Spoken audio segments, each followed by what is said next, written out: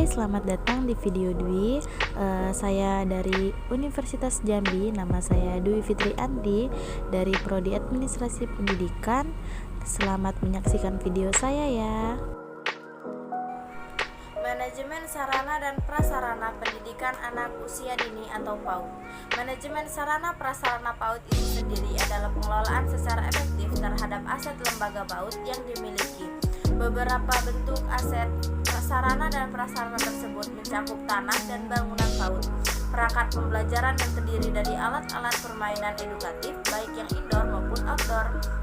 Dalam pasal 45 ayat 1 Undang-Undang Nomor 20 Tahun 2003 dinyatakan bahwa setiap satuan pendidikan formal maupun non formal harus menyediakan sarana prasarana yang memenuhi keperluan pendidikan sesuai dengan pertumbuhan perkembangan potensi fisik, kognitif, sosial, emosi, dan kejiwaan anak didik. B. Pengelolaan sarana prasarana. Pengelolaan sarana prasarana PAUD mencakup aset-aset yang dimiliki oleh lembaga PAUD itu sendiri, yaitu 1. Lokasi pendirian PAUD. Dalam merencanakan pengadaan lahan untuk gedung sekolah, perlu mempertimbangkan hal berikut. A. Membuat perencanaan tanah, luas, dan lokasi yang sesuai dengan kebutuhan. B. Melakukan survei untuk menentukan lokasi tujuan dan perencanaan tata kota. C. Melakukan survei untuk melihat kondisi jalan, transportasi, air, dan listrik. D. Harga tanah. Luas tanah dan bentuk bangunan. Sangat penting setiap pembangunan atau pendirian PAUD memperhatikan luas tanah dan bentuk gedung guna membuat anak menjadi nyaman dan betah di sekolah.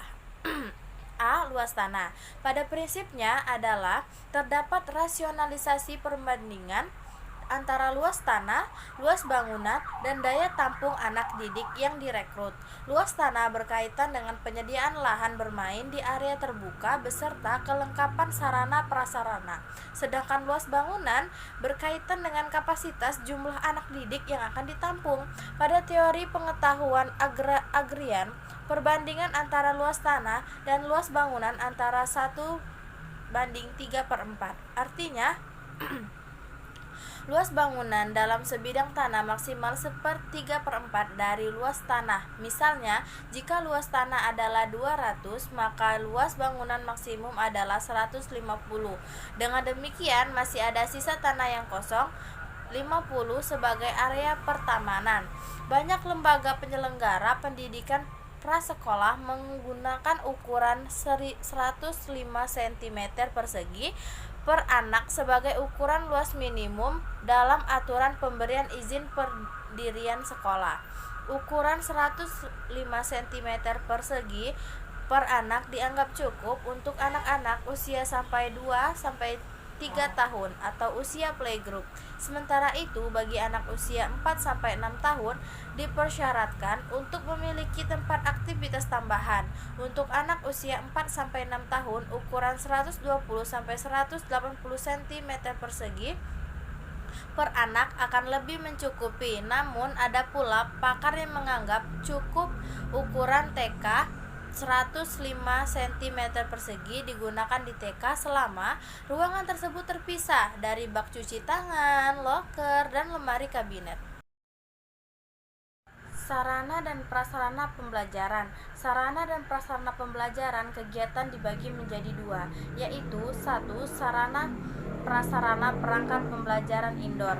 Perangkat sarana prasarana di ruang tertutup diisi berbagai fasilitas permainan indoor seperti balok dengan berbagai aturan, bola, benda yang menyerupai bintang, mobil-mobilan, dan sebagainya.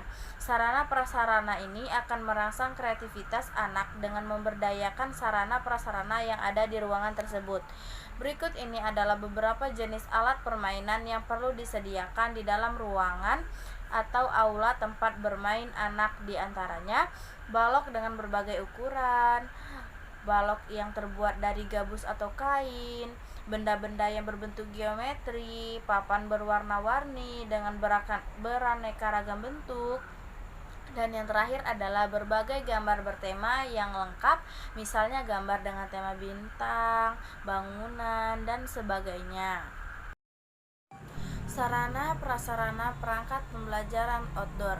Selain sarana prasarana dalam ruang atau indoor, lembaga PAUD juga harus melengkapi sarana prasarana di ruang terbuka atau outdoor. Isinya sama, yaitu berbagai fasilitas pembelajaran atau permainan. Hanya saja bentuk dan jenisnya lebih bervariasi sesuai dengan kondisi di luar ruangan yang ada. Jadi, dengan kondisi di luar ruangan, selain memfasilitasi sarana prasarana di ruangan tertutup, juga harus disediakan sarana prasarana di ruangan terbuka atau lapangan. Daya tarik atau ruangan terbuka bagi anak berbagai edukatif yang sangat bervariasi, seperti menara bola, bak pasir, dan sebagainya. Secara terperinci, beberapa alat permainan edukatif yang selayaknya tersedia di ruangan terbuka sebagai berikut. A. Kursi jungkit yang menyerupai kuda-kudaan. B. Ban mobil bekas yang sudah dicat untuk digelindingkan. C. Ayunan kursi dan ayunan gantung. D. Bola dunia untuk bermain memanjat. E. Anyaman tali besar. F. Terowongan buatan atau gorong-gorong dan sebagainya.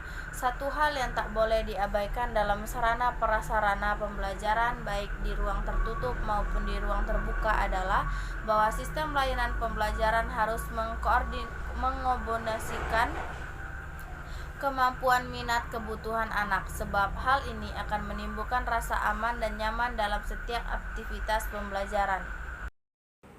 Terima kasih telah menonton, semoga bermanfaat ya.